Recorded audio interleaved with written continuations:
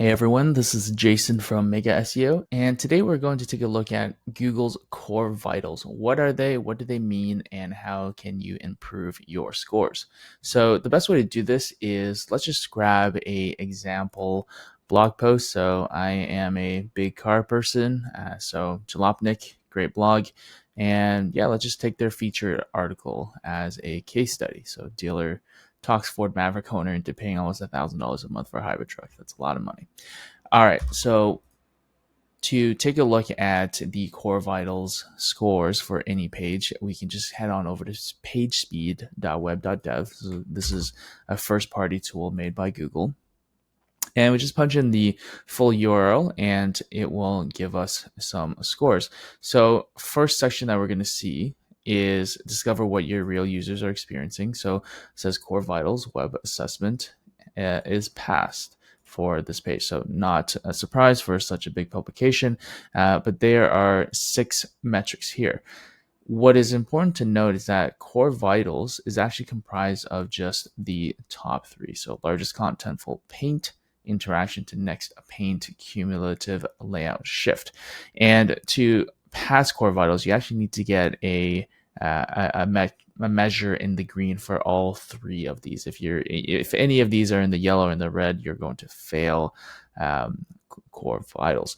So what do each of these things mean? Well, if you actually click into each of these metrics, Google actually goes into great detail exactly what is considered in coming up with the value. So for largest contentful posts, you can read through and talks about how it's the render time for the largest image or text block visible in the viewport. Now this is important inside the viewport, and we'll kind of get into this a little bit later as we go deeper into looking at the other metrics.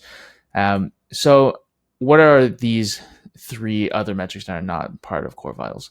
Well, without getting into too much detail, Google often tries to look at other metrics that are indicative of user experience. So the whole point of core vitals really is about providing a good user experience, right? For Google's searchers. They want people who use Google search to be happy when they look at the results. They go to the top results for any search query that they actually have their answers or questions answered, or their intent satisfied. If they're looking to purchase something, if they're looking to understand something, all that is vital for Google to think about from a user perspective, right? And so this just helps to ensure that when they send a user from Google search results to a site, that good experience continues.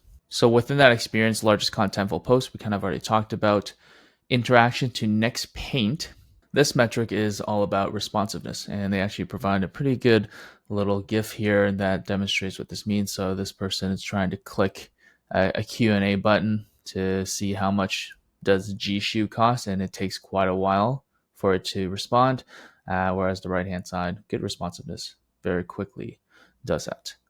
And the last one, cumulative layout shift. This is the one that probably you as a user can describe as it can be extremely annoying. So this is again another great little demonstration here where the user is looking at making an order and they want to say no, go back, and then suddenly something populates at the top, pushes everything down, and you've now been the victim of a malicious order where the submit order button now took the place of the no, go back, right? So most of the time people aren't malicious, but they just create a bad experience with pop-ups and ads kind of coming through all the time.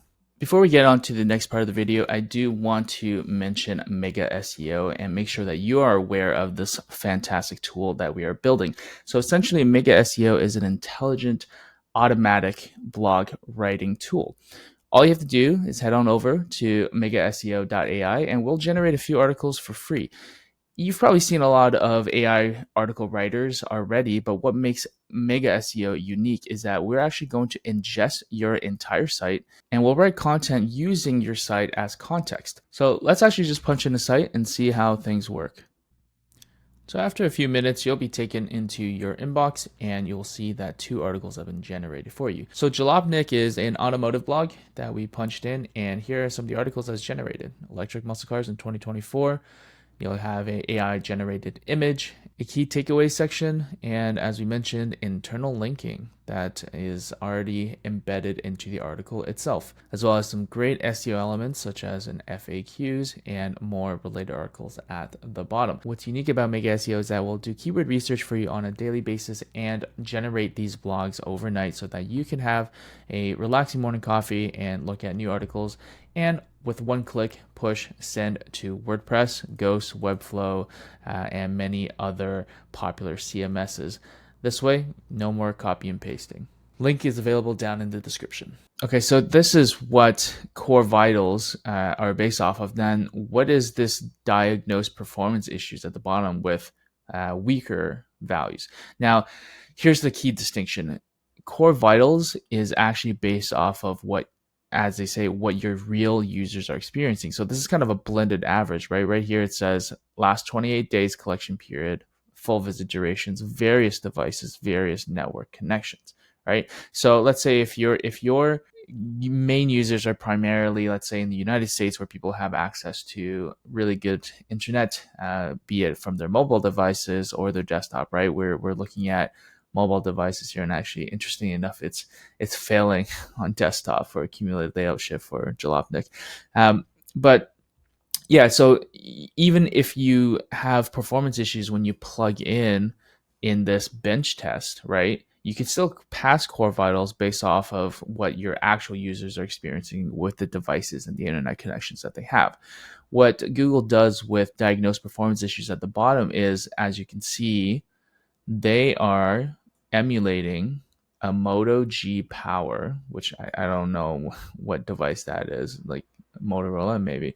And it says it's a slow 4G that's been artificially throttled, right? And so they're basically trying to see if will you pass core vitals with the lowest common denominator, right? Like an older device with a poor connection. And basically what this is saying is no. So does that mean you need to fix this and your site is in a bad state? Well, in practice, it's not. But if you're just starting out, it is good practice to get your scores from the diagnosis as high as possible, because in reality, sites are only going to get slower as you continue to add bulk to it, as you add more JavaScript, as you add ads, and more tracking features. Those things are going to unfortunately make the experience a little bit tougher for the user. And so it's best to start with as clean of a slate as possible, get close to 100 if you can, and slowly make changes so that you know what's creating the biggest impact when it does start to slow down the experience for the user. One of the nice things in kind of debugging some of the lower scores is you can actually see the breakdowns, the audits for each of the metrics up above, right? So if we wanted to take a look at, let's say, the LCP, largest contentful post, it'll show you what that largest item is, and all the metrics in terms of the delay, the render delay, how long things are taking to load. For example, CLS, it'll show you where you have issues there and saying, well, some elements don't have explicit width or height, which means the container doesn't know the size of the image to expect, and so it can expand or contract, which can create that layout shift for the users.